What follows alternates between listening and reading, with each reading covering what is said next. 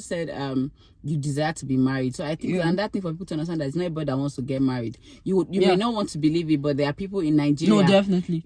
Yes, I believe you. Yeah, that don't want to get married. So then some is because of the experiences they've had. So they just close up.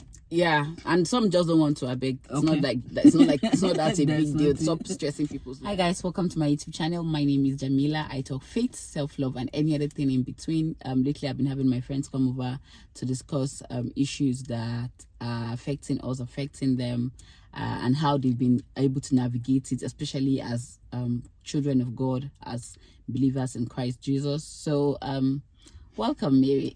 Thank you. Okay, so we're going to start from an interesting question. You said someone asked you about 8 years or 7 years ago. Yes, you said someone said why 5 reasons, you should give him 5 reasons why you're not married, and not call Jesus or God in the reasons. So now I'm going to rephrase the question. Why do you think people are not married, or why do you think people get to a certain age, in quotes, I'll call it in quotes, advanced age, and they are not yet married? Okay, so that's a question that I was warned never to mention God as part of the reasons. But I didn't agree with that, though, that I will not mention God.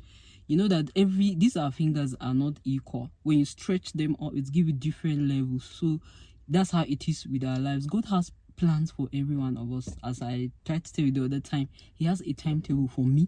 He has a timetable for you. Yeah. Probably this marriage thing that we are talking about is not yet time for me. Yeah. You may not agree with me, you are very free to, but I'm telling you that there is time for everything. I've come across people that they do because they want to marry. At the end of the day, they do. Some even die in the process. You want to force somebody to marry you and all these things. So I just want to tell you that you are a single person like me. Just calm down a little. You have done your own. What you're supposed to do is to pray. You pray, you fasted, you did all those things. What are you supposed to do next? Don't worry yourself. Go ahead and live your life. Live like a normal human being. Let me tell you, singlehood is not a condition. Yeah. Yeah. Let me stress that again. It is not. Some people will ask you, see, there was a time somebody asked me, I'm okay. It's just that marriage has not worked with me.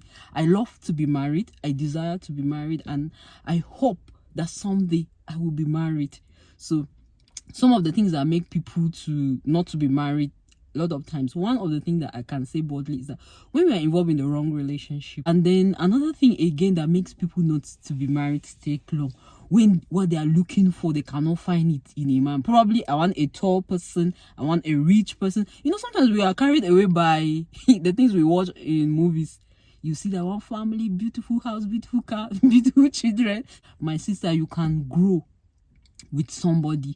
Even like now, it's not only the sisters that are looking for the good things from the men. Men too. I get surprised. There was a time somebody was following me. He just told me, say, you know, it's good when you're doing a handwork. You're supposed to have a wife that is having a stable and a secure job. This can make people not to. If I get to know that, oh, you don't really love me, it's because of what, or who you think you are, or what you can think I am, or what I can bring to the table. That's the reason. But is that necessarily? I think I just wanted to bring out 2 points. Number one, you first said you desire to be married. So I think and that thing for people to understand that it's not everybody that wants to get married. You may not want to believe it, but there are people in Nigeria. No, definitely.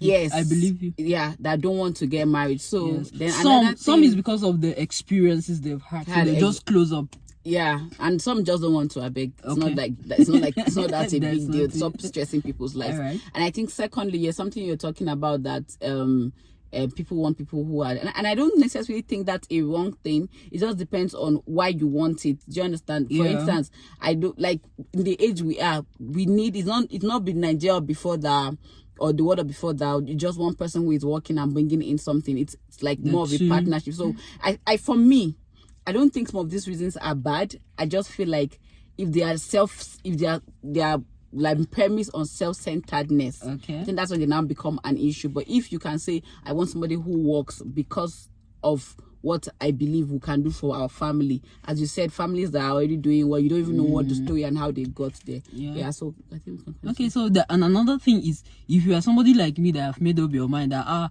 any relationship, but I'm not going to give into sex. Yeah. And you've come across this uncle, you've come across this brother or whatever you call him. He cannot just imagine that. How can he live life? So somebody has once asked me that, are you okay? I told, are you okay? So they believe that you must have sex before they will come and propose, before they will come and say, let me see your parents and whatever. These are reasons, they are practical reasons. I think for anybody watching, especially those who are not yet married, and for young girls, especially teenagers, my sisters who are teenage, because I think it's very important that I state this, that there are people who are getting married without having sex first. Yeah. So that I know it'd be like, oh, 90, let's just say 90% of people are doing it, 10% are not doing it. You know, even when God was talking to, I've forgotten which prophet, Elijah. you know, he was thinking, oh, he's the He only said he was the only one. He said, yeah, I'm the only one left. But and you know what God taught him? God said to him, God did not say I have 7 people. God did not say 70. God did not say 700. God said I have 7,000 people that have not bowed their heads to bow. So you might think, oh, everybody's doing it. No, everybody is not doing it. It might just look like it.